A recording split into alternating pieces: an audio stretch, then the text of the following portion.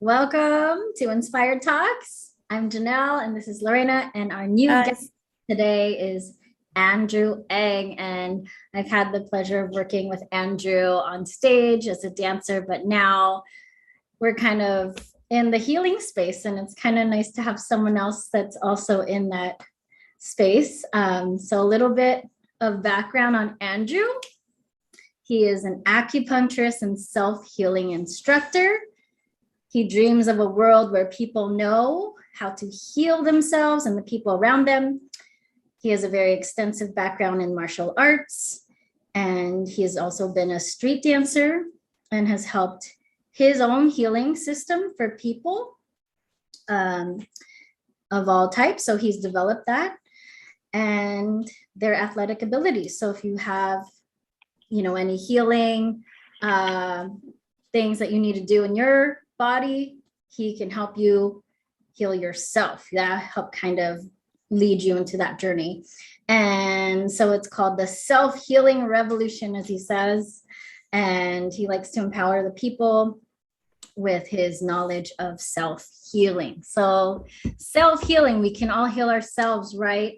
How do we do that, Andrew? But how do we heal ourselves? But first, we want to know a little bit more about how you got started in this space. So, how did that happen? Oh no, we're frozen. Oh, there we go. how did I get into self-healing? Yes. Yeah, well, it all happened because I was super injured when I was 19. I used to train like parkour and free running and martial arts tricking. I used to do like flips and stuff. And I got injured to the point where I couldn't move anymore. I couldn't do what I wanted to do. All I could do was basically popping and some gentle martial arts like Tai Chi and things like that. So I got to this place where I could either quit what I loved doing, my passion. We're dancers. Imagine if you're faced with the possibility you can't dance for the rest of your life. It was either that or figure out a way to heal myself. And so since I never give up, I figured out how to heal myself. And now I have no pain and no injuries, and I still train, pretty hard.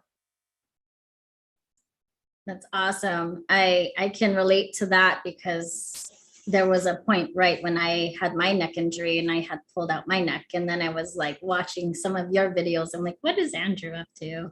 Mm-hmm. Because you always post on Instagram, which is great. So you share this information for free on Instagram. So definitely go check that out if you're listening, and you can see a little bit of how to heal yourself there. What is your handle there on Instagram, Andrew? Is it at Heal with Andrew? Andrew. Heal with Andrew. Yes. Good. Correct. Thank Yeah, you. and I think anybody can relate to what happened to you. Even athletes, dancers, getting hurt is not a fun thing, and especially if it stops you with your career. And you were so young when it happened. How does being a dancer, like, how did you continue still being a dancer even in the process of healing yourself? Did you have to stop completely, like no martial arts, no dancing at all? Well, actually, that's when I was just learning how to dance. When I met Janelle, I think I was only dancing for maybe 4 years at that point. And that's actually how I committed to dancing, is because at the time I wanted to be a stuntman so I could do parkour, but it wasn't really my thing. I only was trying to get into stunts because people told me that's what I had to do to be a professional parkour practitioner. So in the process, well, one day I learned like a head isolation, and then I was like, whoa, what's that? Like, and the guy was like, this is, it's like a dance move. And I understood tricks and how to put those together. So I was thinking like, oh, so if you learn some dance tricks and put them together, is that kind of like dancing? And he was like, yeah, okay. So I understood that concept. And during the time that I was healing myself, I realized that I could practice dancing and it wasn't totally destroying my body, just because of the way that I was taught how to train, was just like go super hard, as hard as you can.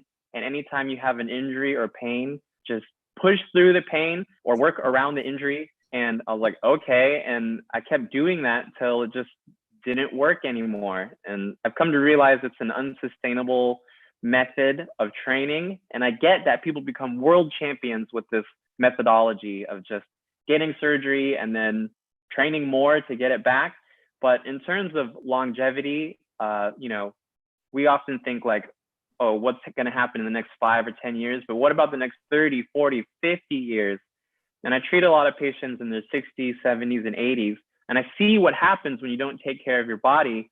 It's usually like 10 out of 10 pain, or the associated 10 out of 10 stress and different illnesses that occur that are largely preventable if we just take the time at our age now, these simple, very cheap things that can really increase our quality of life for the rest of our lives. Yeah, that's awesome. And what would you say now that are the top 3 kind of habits for someone to, you know, to start on their journey to self-healing? Well, the number one thing is to find something fun that you enjoy doing, because I could tell you all these techniques that I have, but if it's not fun for you, it can feel like a chore. And that's the problem that I want to help change, is people view healing and self-healing as a chore. But if you can find something that you enjoy doing, you'll be pulled to do it. You'll have to do it. Like, I have to dance to feel good. If I don't dance, I get grumpy. I can't, my body hurts. And so dance for me is something that is fun and healthy and is good for my body, because I've learned how to do it in a way that builds me up instead of brings me down. Awesome. That's amazing. Yes. So that's your top tip. That's awesome. Any other questions there, Lorena? You have one? Yeah. So you said you healed. So you were a martial artist and competing in the beginning, before, when you were 18, and then when you got injured, what kind of injury did you have? Your back, your knees, or what injury? At that point, pretty much every joint in my body was injured, and I had like a chronic pain everywhere because I didn't know how to heal it, and nobody told me much besides like stretch a little bit and then put ice on it and take some ibuprofen.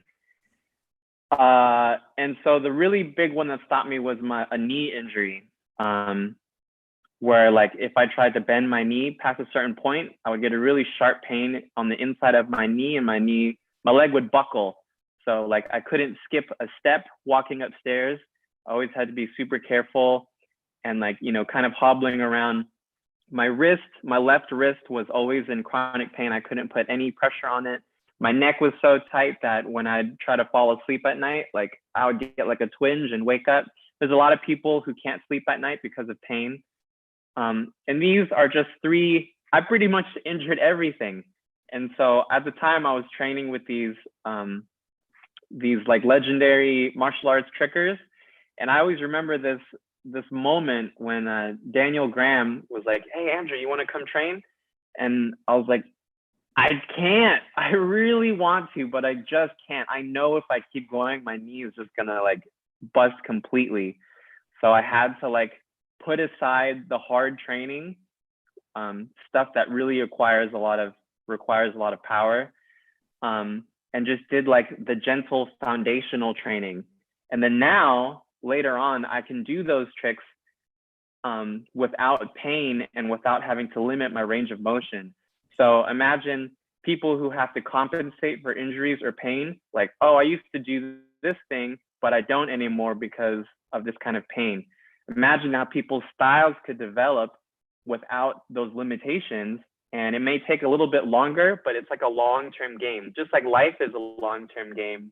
Before we used to live until we're like 30 or 40. Now we live till we're like 80, 100. So we have to kind of extend our thought pattern, just like with our finances. We can also think of that with our health as well.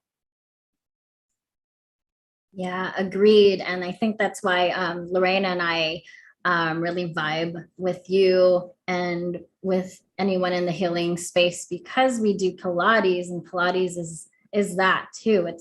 It's strengthening from the inside out. And so you do acupuncture.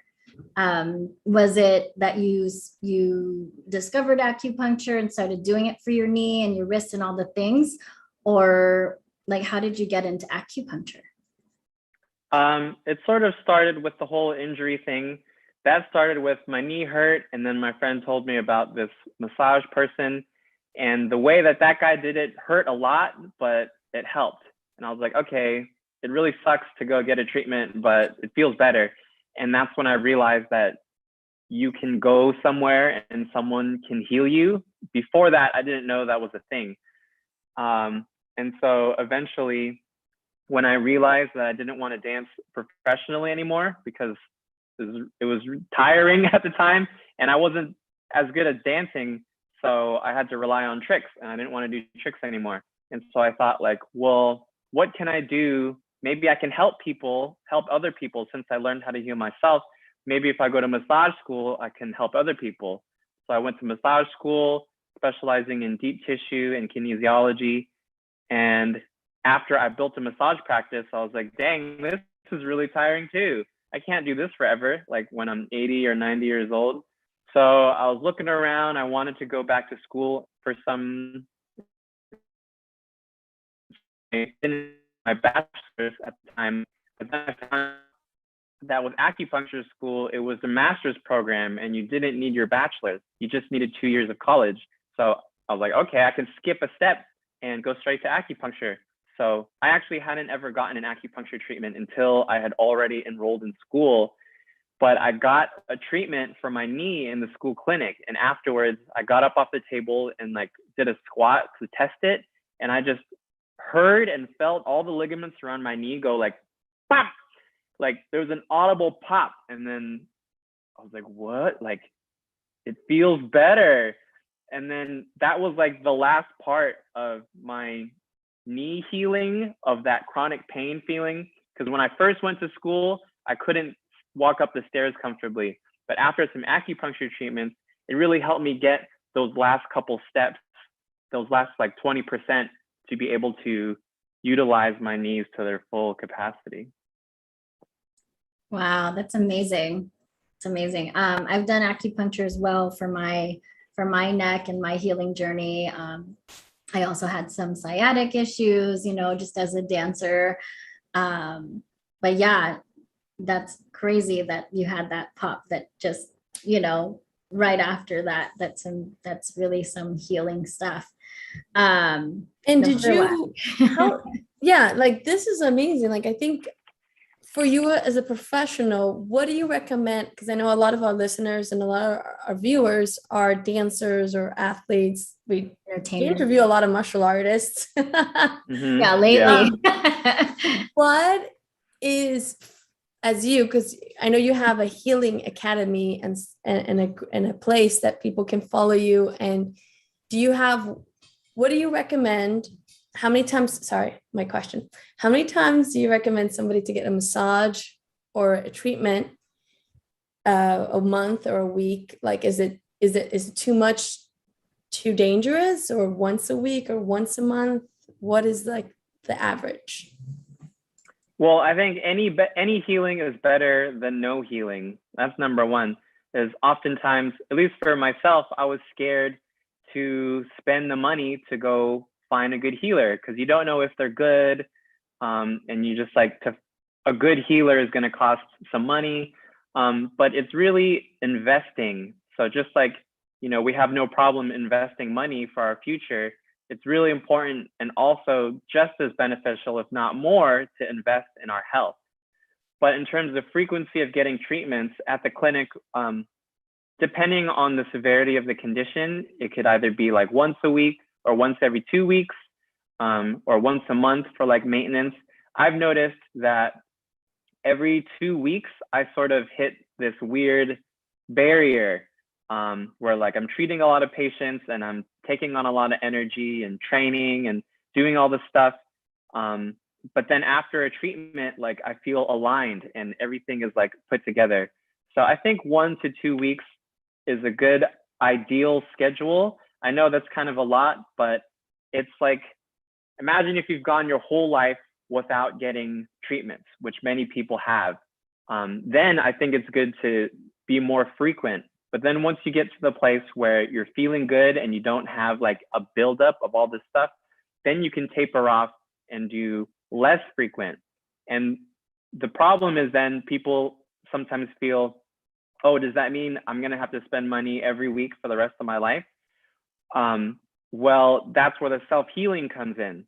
Is a healer is like a gardener. It's like a person coming in to make your garden all nice, and then it looks nice. But naturally, nature is going to happen and things are going to get out of whack. And so if you don't want to hire the gardener every week, you have to learn how to do some of your own gardening. You know, water the plants, prune some of the leaves. And that same theory applies to your body. So the more that you can take care of yourself, the window of time that you're going to need a treatment will be less and less. That's a great analogy. Great. Because, you know, I feel like sometimes people, and I get that too, when I used to teach, when we teach Pilates, people are like, oh, it's so expensive. Like we can't. And I'm like, but a back surgery or a knee surgery is so much more expensive. So Yeah. You gotta be in perspective. Like we're not telling you, you know, and you can get healed. Some people will be like, okay, I'll take a class and then I'll be healed. It's maintaining it. It's like you don't just brush your teeth and expect your teeth to be white. You got to brush them every single day, you know? Yeah, it's all in that consistency, you know? And like you said, the maintenance. And then once you have that built up, you can do it less and less because you've already built up the habits there, you know? And all the alignment is there, right? So are there any new projects with the Academy that you have coming up? Where can we follow you? And I know you're a dad, right? This is a separate question. Yeah. So first question, where can we follow you? Second question, how does being a dad help you with, you know, your job with healing and, you know, how does that work? Yeah, well, the first question is you can follow the Self-Healing Arts Academy. That is going to be an online hub where you can go to answer any of your self-healing questions, because people often are just out of the loop because that's the way our system is set up. Is I feel like the power of healing has sort of been taken from us. It's like we are reliant upon you have to go through insurance and then find these people who are like, you know, gods, you know, these Western doctors, and they know everything. But in terms of pain, like regular maintenance of pain, their first thing is going to be prescription medication and surgery, which to me is really useful in an emergency situation, like in a car accident or something like that. Yes, for sure. I'm not going to sew an arm back on with acupuncture. But in terms of everything else, like, you know, there's another system that needs to be in place. And I feel like a holistic healing center is one idea, a place where you can find vetted healers. Like if I were to suggest a healer for you to go to, you would trust me, right? Because that's the scary part, is you don't know if someone's good. So eventually I'd love to build a center where people can go and trust that the natural holistic healers are good and worth their time and money. And then the Self-Healing Arts Academy, where you can learn to heal yourself, because the more that you can heal yourself, your treatments are going to be more effective and they're going to last longer. It's just like if you go to take a class, like let's say you go take a Pilates class and someone, they're teaching you, and then in between you don't practice. The next time you go to class, you're going to have to like relearn everything, and you're kind of starting over, and the progress is going to be slow. The same thing applies to healing. If you do your homework in between, then as the practitioner, I can go to the next level, and we can keep unlocking the puzzle for your health. And it's more fun for both of us, because the person getting healed gets healed faster and feels better. And then as a practitioner, I'm not doing the same thing every week. it's always more fun when someone comes back and saying, oh, I feel so much better. This is great. Like, okay, cool. My job is easy.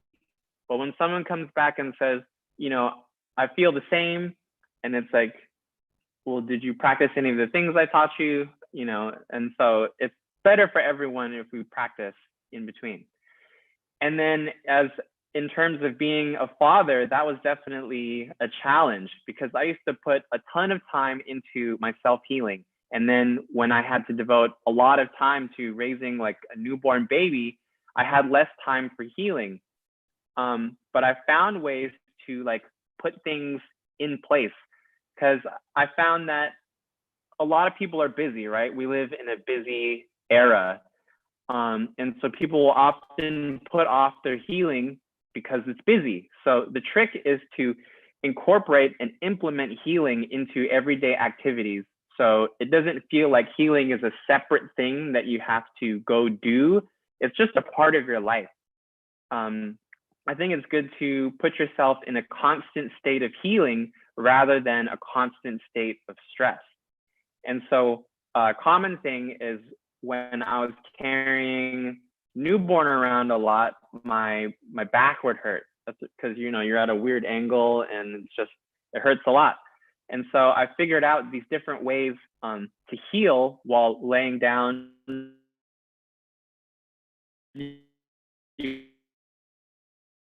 Time. And of course, my all-time favorite is using a tennis ball to give yourself a deep tissue massage. Say it again. Hold on. Say it again because it got cut off. Mm-hmm. It would be just from the back, from the carrying the newborn. Oh yeah. So my back was hurting from carrying my son. And so because I didn't have as much time to go do other things, I had to figure out ways to heal myself, you know, while he was sleeping or while I'm trying to put him down. So I figured out these different stretches that could be done while putting the baby down. And of course, my all-time favorite, which is using a tennis ball to give yourself a deep tissue massage and activate acupuncture points at the same time.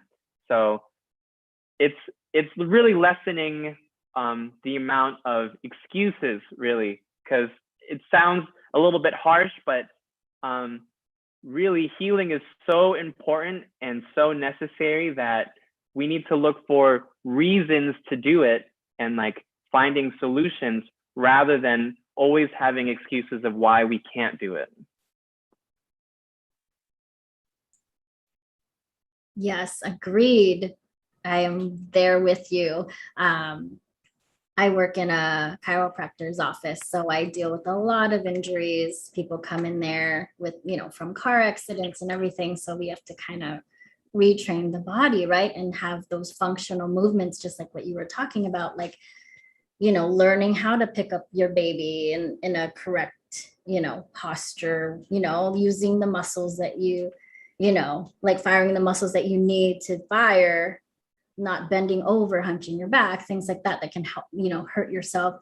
So just all that functional movement and learning how to train your body like that is so important in Pilates and in that movement space. And I love how you use the balls, because those tennis balls saved me. Just incorporating a tennis ball, like even at night, I roll out my feet because our feet are so important. People don't realize. And, you know, as you get older, you lose, you know, all of that if you're not practicing, right? So just moving and learning all those functional movements are very important. So yeah, very good. Lorena, you have anything else? And it kind of makes people do the stretches, because I feel like people make excuses all the time. Oh, I'm just going to start on Monday. You know, that's like tomorrow. Yeah.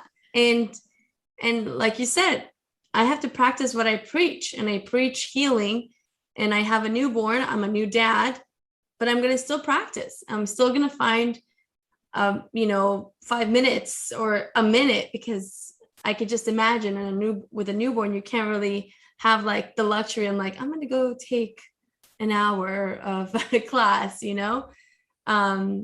So it's important that you you practice what you preach. You are doing what works for you. You healed your body, and then you're teaching other people little techniques that take people off the excuse of, oh, I have no time, or I have no money, or, well, here is something easy that you could do at home, or here's something we can work on. Or because I feel like sometimes people give excuses because they're afraid. They're afraid to start. They're afraid to start something new. And it's amazing how, we've had a lot of people coming into the podcast and say the same thing: healing, mind body connection. And it's whatever, everything that you said, I'm like, oh my goodness, like this is what we've been talking about, and this is what we and this is why we started this podcast, is that we wanted to share people that there's people out there doing the things and have the same issues that we do. You know what I mean? The back pain, the knee pain, so, and that it's possible to heal yourself, and we're not just drinking the Kool-Aid. We're actually doing something. And so yeah, I'm glad that you share with us your technique, because a lot of people, that's the first number one excuse that they give: I just don't have time. Right.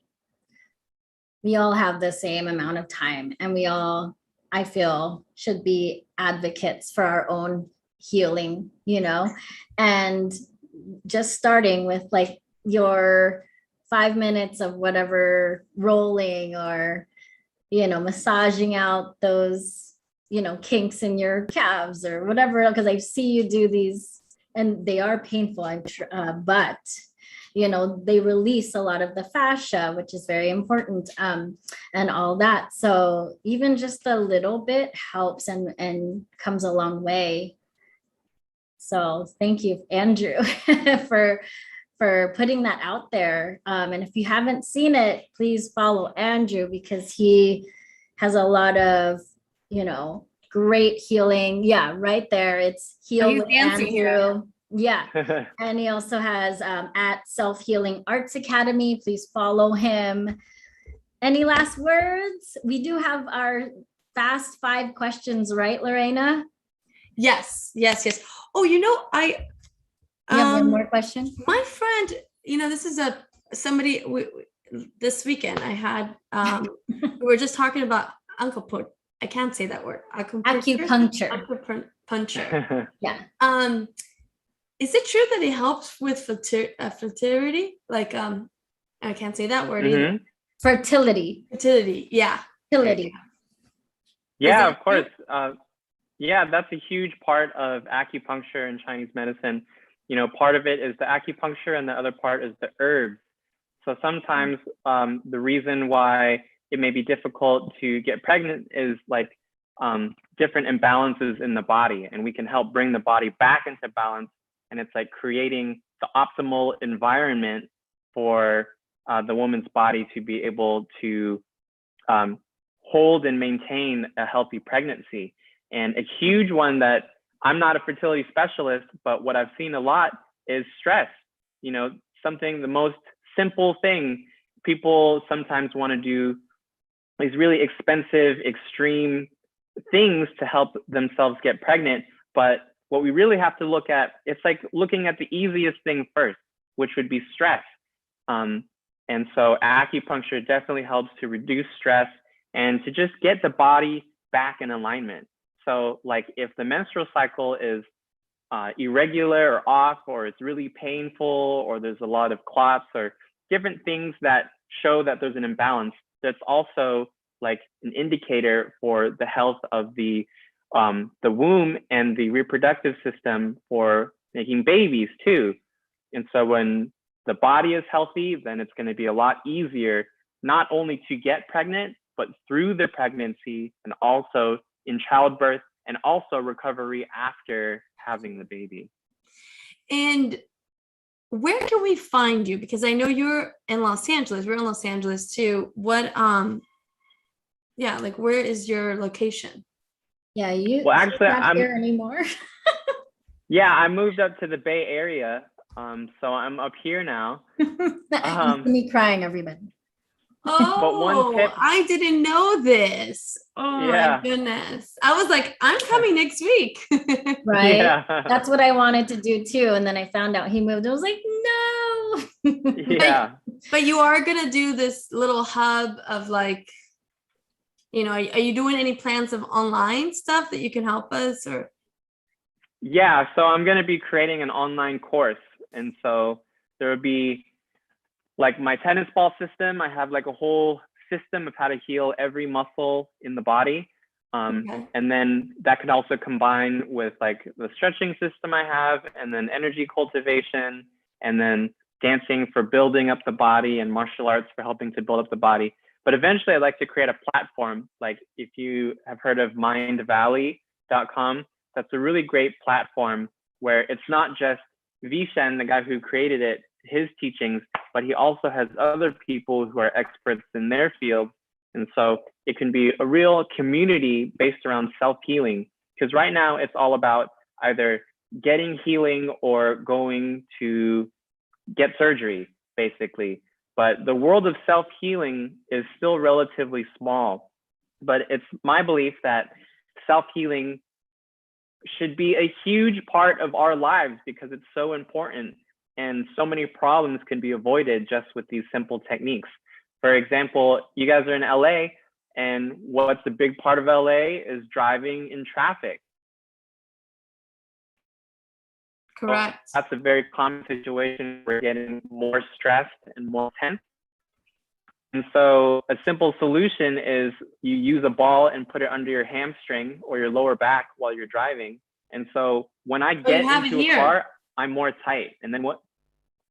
Yeah, release tight hamstrings. You can apply that in the car as well, so that when you get out of the car, you're actually feeling looser than when you got in.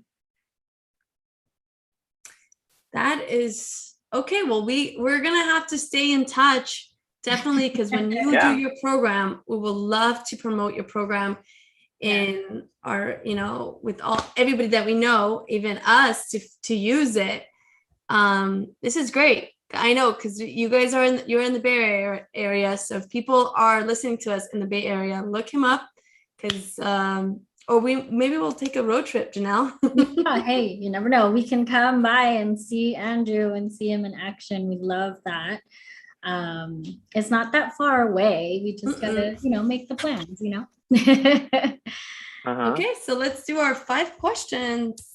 So we do these 5 questions, Andrew. They're just quick answers. You don't have to think too much about it. We are just throwing out these questions. They're just fun trivia questions. Okay? Okay. Okay, my first question is, what is your favorite book that you will recommend people right now that you're reading, current reading? Well, right now I'm reading Jocko Willink's books on leadership. So I'm reading Leadership Strategy and Tactics.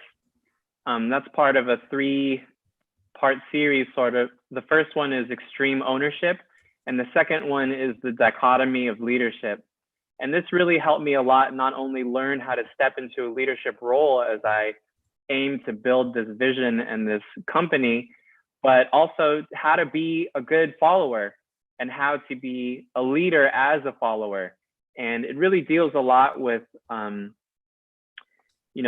stripping away the ego, which is a big part of your healing in many different aspects of life, but also how to just take ownership of our lives in all sorts of aspects, and not to blame other people, no matter how much it may be frustrating, but to see like what am I contributing to the situation, and how can I take more responsibility for my own actions, and therefore take control over the situation.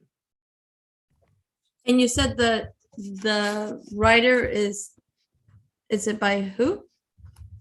This guy named Jocko Willink, Jocko, and his last name is Willinink.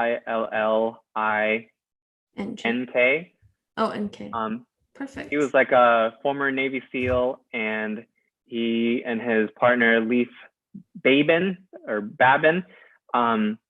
they were in combat and learned these leadership, like different principles of leadership, because that's what was like would be a huge indicator of success on the battlefield is the strength of the leadership. And then they took those same principles and taught them to business companies and corporations. And those same principles that they learned on the battlefield directly applies to the business world. And even if we're dancers or we're healers, one thing that they don't teach you in dancing or healing is business. But business is so important, especially in our world. And if we want to have influence, if we want to be able to create these companies and to really help people, it requires business knowledge and acumen. And what I've learned from listening to people like Tony Robbins is that, yeah, there it is. What I've learned from people like Tony Robbins is that business is really a spiritual practice. And so if we can look at business as a form of healing and helping and serving, then it makes it a lot more fun and makes it just feels better than what I think the old model of how people view business as like sort of cold and sterile. It's actually something that can be really helpful and healing. Nice. So you had just that one book. What was the other? Was there another book? Well, in order, the first one is Extreme Ownership. Extreme And then the second one is The Dichotomy of Leadership, which explains like differences, like, you know, you want to be, you know, confident, but not too confident. You know, you also don't want to be too weak. And so there's like that balance in between. And then the third one is, Extreme Ownership. And then the third one is Leadership Strategies and Tactics. I think it's useful for us all to step into leadership roles, no matter where we are, so that we can all just take more control over our lives, so that it doesn't feel so like, oh, we're just like drifting in the wind and the government's doing this and these other people are doing that. You know, I want to empower people through my avenue, which is teaching people how to take the power of healing into their own hands so that we can all benefit as a society. Awesome. Yeah, that one has a nice canvas cover too, so it feels nice. Yeah. Yeah, I'm reading Brene Brown, How to Lead, or, you know, like her leadership book too. So I agree with you that we all need to know how to lead as, you know, people in this space, as healers, as, you know, instructors and things like that, and how to run our business, which is so important, because you're right, they don't teach us this stuff. Yeah. We got to kind of learn and kind of figure it out ourselves, right? Unless you go and get a business degree, then you kind of learn. But even at that, I think doing it is probably the best thing, is just learning and diving in and just figuring things out on your own as you go, right? And you learn, you know, you fail, you learn, you grow, things like that. Very good. Okay, so another question, just like some fun question. What is your favorite holiday? We have holidays coming up. Is there a favorite holiday that you have? Well, I guess I like Christmas. Christmas time is like, just feels nice. I know there's this whole thing like, what was it? It's like it used to be called Yule, you know, and that it used to be like this spiritual thing, like combined with nature and everything like that. But in terms of just growing up in America as a little kid, just like, it was just a nice time. It feels nice, cozy, you know, things like that.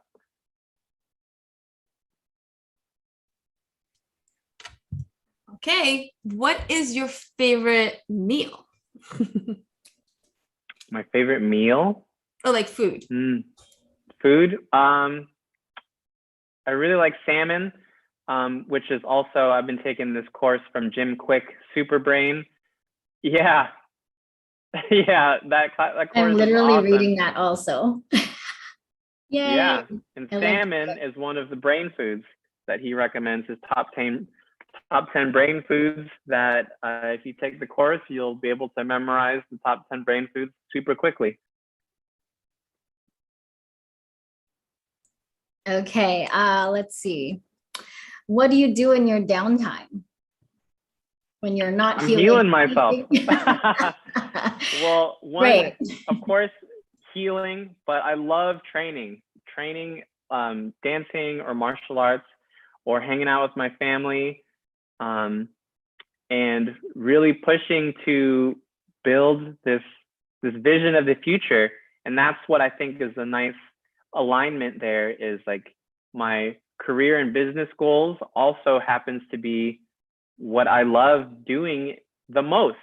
And that's what I've really learned from all of these successful influencer people that I've been studying, is that to be truly successful, you have to find that thing that you love so much that you're willing to pull through all the inevitable hard times that are going to show up, so that you'll continue to do it. And the same theory applies to healing. You got to find something that you love so much that you're going to keep doing it, and you don't have to force yourself to do it. You just want to.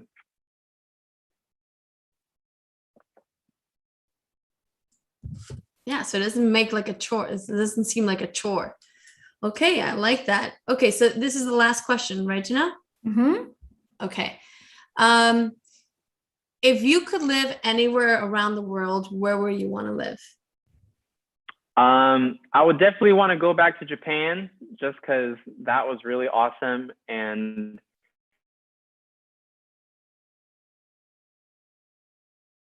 I don't know, Wait, can you repeat?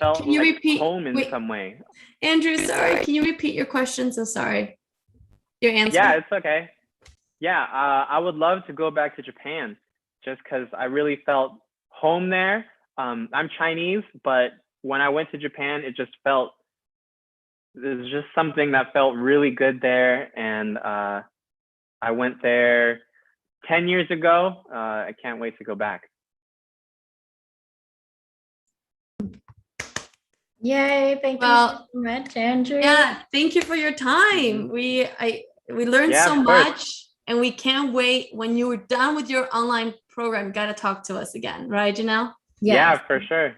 We definitely want to shout it out to everyone and make sure everyone knows about it. And we want to support you always, our fellow brother in healing. So yeah, thank you. Thank you so much for being here. Yeah, and thank you so much for keeping inspiring and keeping people healthy mentally and physically. We appreciate that you took time out of your day to talk to us. Thank you so much. Yeah, you too. Thank you for all you are doing too. Yeah. Bye. Bye, Andrew. Bye. Bye, everyone. See you later.